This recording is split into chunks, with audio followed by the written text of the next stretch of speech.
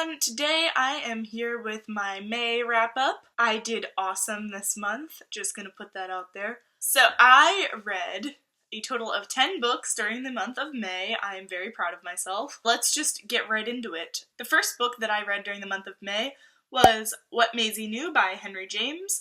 I do not have a physical copy of this book. I actually listened to the ebook version. This was a book that I had to read for school, so I was reading it right before finals. I gave it 4 out of 5 stars. I talked about it in my favorite books of school sophomore year edition video, which I will link down below. If you want to know more about it, check out that video. The next book that I read during the month of May was We Were Liars by E. Lockhart. I gave this book a 4.5 out of 5 stars. It's about a girl named Cadence, and she is on this private island. It's 2 years after she has this big accident and she can't remember exactly what happened. So she's finally back on the island and she's trying to piece together what exactly happened to her. And it's best to go into this one blind. I'm sure you've already heard about it before.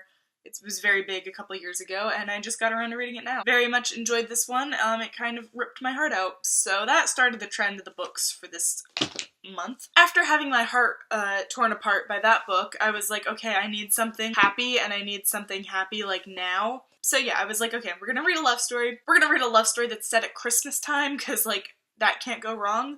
So I read Dash and Lily's Book of Dares by Rachel Cohen and David Levithan. Anyway, so this one follows Dash and Lily, and Lily leaves this book in the Strand bookstore in New York City, and she like has a couple of like dares. I think it's more like a scavenger hunt type thing. It's not really dares. They basically exchange this notebook, and they don't know each other, but that they end up meeting near the end.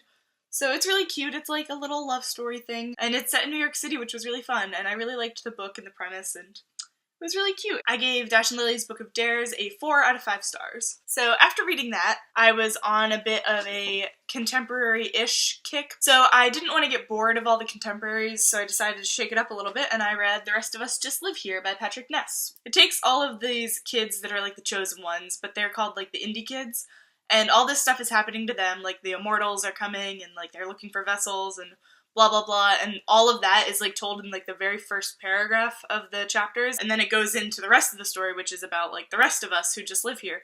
So that follows Mike and his sister Mel, and it has like their whole family dynamic because they also have their little sister. I cannot remember her name. Mike has OCD, Melinda has an eating disorder, or she was struggling with one before and she's kind of overcome it and she's like on the road to recovery kind of. It's like a contemporary type story, but it's set in the world of a not contemporary, so it's kind of like the best of both worlds, you know? A lot of people say that this is one of Patrick Ness's worst books, but I've never read anything else by him, and I really liked this book. I gave it a 5 out of 5 stars, and I can't wait to read more of his stuff. So then, because that one was kind of like a spin-off of the Chosen One story, I was inspired to pick up Carry On by Rainbow Rowell. I did a review of this book, along with the next book that I read, and I love this book. I would give it like a 10,000 out of 5. I don't know what it is. I really don't.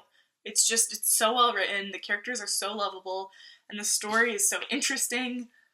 I just really love this book. It was a lot of fun. So that was my second time reading it, and yeah, loved it just as much as the first time, if not more. Next, I read Harry Potter and the Cursed Child, which I'll put here.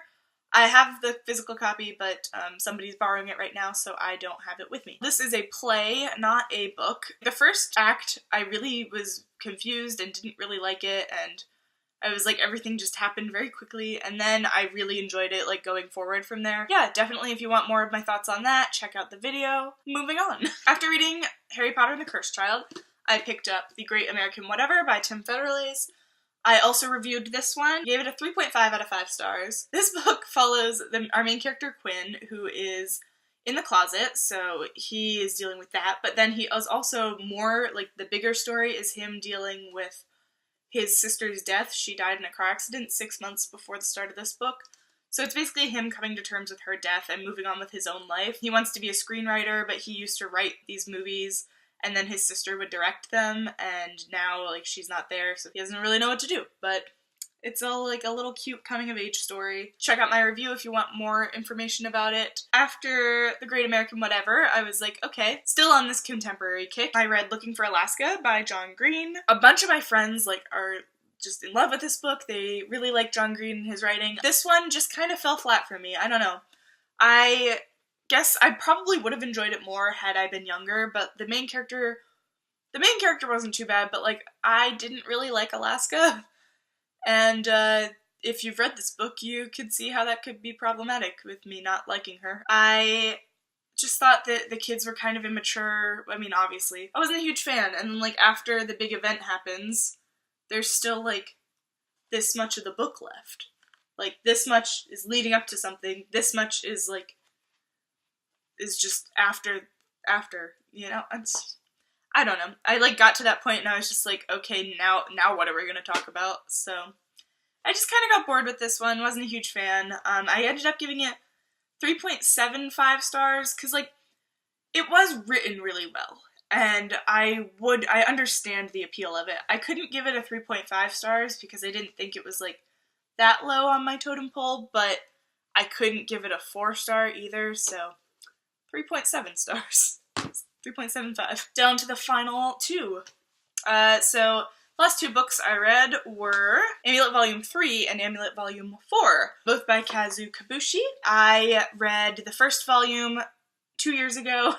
I read the second volume last summer, and now I'm actually moving forward and making some more progress. I love these. They're beautiful. The third one was a little bit slow. It's kind of a lot of exposition still, but the fourth one, yes, I love the fourth one. So the art style of these is beautiful. The story got like way more suspenseful and interesting in the fourth volume. Out here, like look at this. It's very pretty. I don't know if you can actually, yeah.